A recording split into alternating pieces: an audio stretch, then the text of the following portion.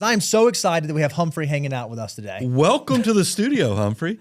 All right, you guys are really excited for a Tuesday morning at 10 in the morning in Central Time, but 8 a.m. Pacific, you know. Every single Tuesday we You saw we loaded up with some caffeine. Yeah, we have a special guest here. And with an intro like that, this has got to be like, what are these guys doing? Right? I know, right.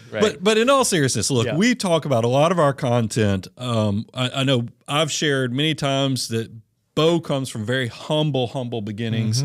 I shared all my mistakes and all the things that have made me who I am in Millionaire Mission. So, you know, there is something about where you come from, what you're raised in, who your parents are. That stuff shapes you all through your childhood. And I mean, what I want to know is, so when baby Humphrey came to the world, give us a little background. What was it like being baby Humphrey?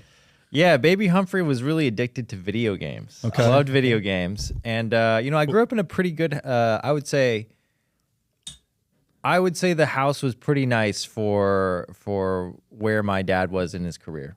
I think he spent a lot of money on his house. Got it. And what did your parents do for a living? My dad was a fighter pilot. Oh, cool. Yeah, he was a fighter pilot in Taiwan. Okay. And then he came to America on a CIA contract. Even cooler. That was to fly unmarked planes in Vietnam. Wow. So he flew in the Vietnam War for the United States. That's how he got his citizenship. And he kind of flew an unmarked plane. He said 75% of those people that flew those planes died. So he was one of the remaining few. No shadow on you. Yeah, and then so he, after he immigrated to the United States, he started working in commercial. So he would fly, you know, these cargo planes to Tahoe and Reno from San Francisco, and then he flew, you know, commercially for airlines and stuff like that. But he mostly was a successful businessman, as he would do airplane leasing. Okay. So what that means was he would be a broker between an airline and the people that made the parts. Sure. So an engine contract could, you know, pay him like a pretty good commission. Because I think back in the day, airlines used to like lease engines from these manufacturers at, you know, for 30 years or whatever, and they would amortize them against their balance sheets. So that's how he made his money. He would sign these bigger deals, especially with the Asian airlines, because he was Chinese. Right. He worked with a couple of American business guys, and he would be the Chinese contact in the 70s and 80s. Okay. That's awesome. That's great. How about your mom? My mom did not work. Okay. My mom has a middle school education. My dad found her in China when she was like 32, and then they got married in 6 months. Okay. So it was pretty quick. That's awesome. Yeah. So he built his wealth that way. But when I was growing up, you know, money was always a big topic in our household. He grew up very poor. He had nothing to eat. You know, from ages like 8 to 13, he was struggling, and both his parents went to jail. One went to jail. His dad went to jail, and my grandmother passed away early. Okay. So he grew up really poor with nothing in Shanghai, and then there was a Japanese occupation at that time, and that's why he fled to Taiwan. Okay. Now, with that in mind, that gave him a scarcity mindset around money, right? He hoarded everything that he could. And that was kind of passed down to me. I think, like, you know, growing up, he would always say, like, you know, if you don't have to spend money, don't spend money. Okay. Like, if you absolutely need something, then you spend money. But only if it's an absolute necessity. No wants. None of that wants. kind of stuff. No frivolous spending. But, you know, he would kind of categorize some wants in a different bucket. Like, if you need like a nice desk chair because it's going to help your body, you need that. You need obviously. that. Yeah. And so that would sometimes make me rationalize a spend, like, you know, an $800 desk chair when I didn't really need it. I need this new video game because I've beat the old one, right? Like, that's the kind of thought process. But that was why I think, so money was always a topic for us. I think I was like 4 or 5, and I would ask my dad, are we well off? Are we doing good? And, you know, he wouldn't really give me an answer. And he didn't really give me that much money as a kid. He gave me a little bit of an allowance, like $5, you know, here and there. But that's all I really remember about my childhood, is like money was always a big topic. Is that what shaped you, though? I mean, is that the thing that seeing parents that modeled being tight with money, did that create some weird, uncomfortable or bad dynamics with money, though? Because there is something, it's one thing to grow up where, you know, if your parents tell you you're poor, but you know there's money coming in, that might have its own after effects too. I mean, so do you have some ripple effects from that? I don't think we were told we were poor, but it definitely made me scared to invest because he was kind of more of a risk averse person with his money. So there's a lot of cash. A lot of cash. Okay. He bought his house in cash. Okay. Oh, wow. Right. And so he was always afraid of going into debt. He never wanted to be in debt. He saw how debt and leverage kind of ruined a lot of his friends. Sure. And so for him, it was always like, if I had the money, he would buy. If he had the money, he would buy it. And then also, he kind of instilled these values in me of like, let's be more risk averse, or like, let's save your money. Like, you know, if I had $10,000 at age 25, he'd be like, oh yeah, you should save like 60% of that, and maybe you can invest 20% of that. Okay. Oh, wow. And now I've kind of changed my mindset around that to flip it around almost. Well, Yeah. I was going to say, what changed? Because obviously now you are a personal finance expert. You're literally sharing how to make sound financial decisions with tons of people. Like, what changed? How Data. Okay. Data changed. Yeah. So you just learned. What was your background getting into even the financial space? Yeah, so I studied finance in college at Loyola Marymount University. I didn't really learn that much about finances in college, but that was around 2008, so I do remember that quite well. It's a great time to learn some stuff. Great time to learn some stuff. And I wasn't really an investor until I became a financial advisor at the Merrill Lynch program. So the Merrill Lynch, they had a program to learn to become a financial advisor.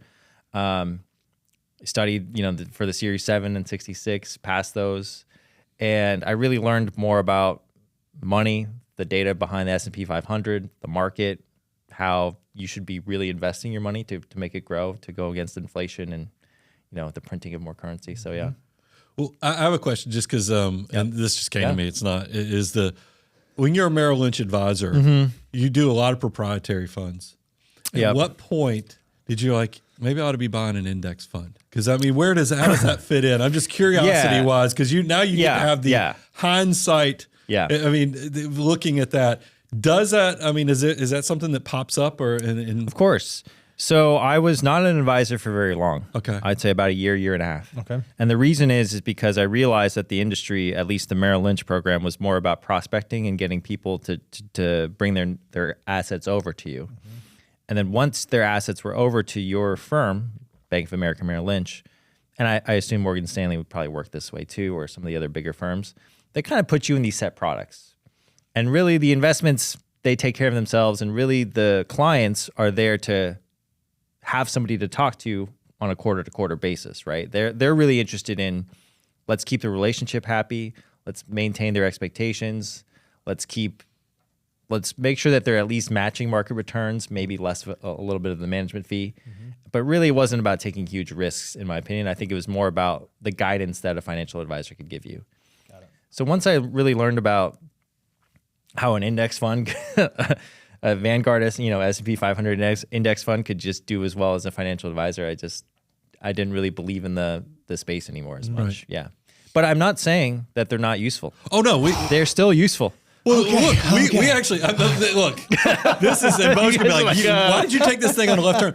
I would agree. That's because because I've seen you've covered Ramit and others people. Yeah. I would tell people, if all your financial advisor does is the investment side, that's already been commoditized through index investing anyway. That's why I was just I had a friend who lives in Chicago. He works with one of these institutional advisory firms. It's even on one of the lower cost sides, and he was like, I was like, but if they're not talking to you about your property and casualty insurance, Roth conversions, tax planning, are they reviewing your tax Right. return every year to see if you're leaving money on the table or making sure everything got implemented right?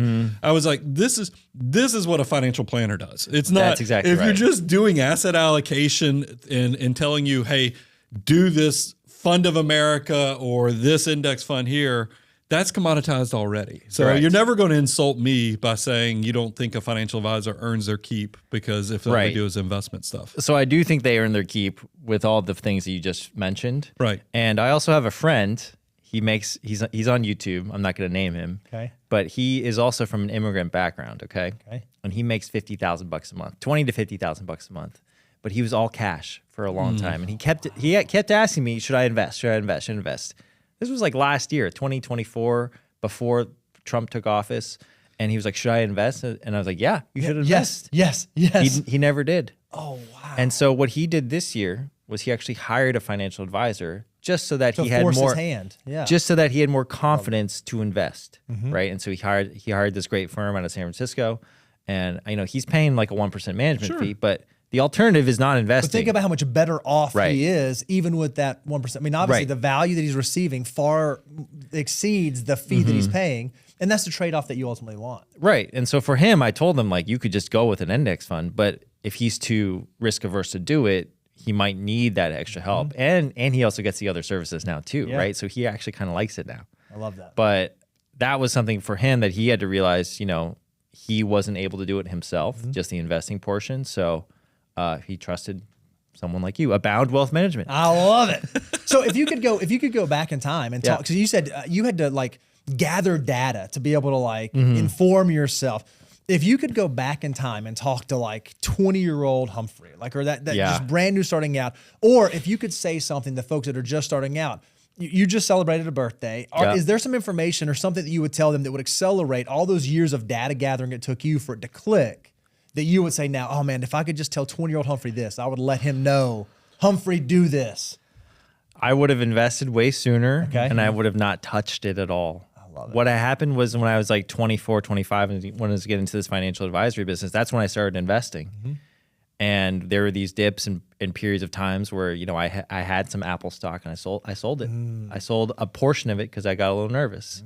Or I sold a portion of, you know, Tesla stock. It came out in 2012 and, you know, it was like $10 a share or less. And I bought some. And I sold some. And I was like, oh man, if I just never touched it, just kept dollar cost averaging and just buying, my portfolio would probably be like 3 times as big today. But I was just, you know, I get scared. So I get that. So you're saying don't let your emotions drive your financial decision making. When it comes to being an investor, when it comes to putting money to work, go into it and try to remain as unemotional as possible, and maybe even employ strategies that allow you to be unemotional. You know, maybe index funds instead of individual stocks that you feel like could have caused you to move in that direction. Well, and that's what I was going to add, is that because I think this could be an emotional freeing event for a lot of people, because you're a trusted voice out there. Tens of millions of Americans. With anybody, because I see people let yourself off the hook. If you're one of these people that you bought, maybe because the hot topic right now is NVIDIA.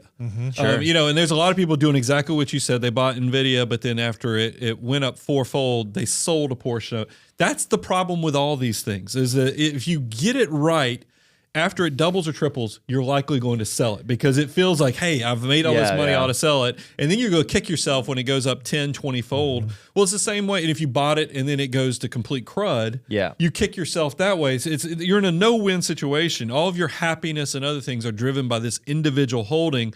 That's one of the reasons I love index investing, is because it takes out the emotional side and it lets you actually focus on your time and what's important to you versus getting so caught up in your happiness being tied to this one company or this one pick. Yep. It does take a lot of discipline though, and I'm sure everyone watching right now is really into money. So that's that's another problem, is that you're probably keeping track of the market right now as we speak.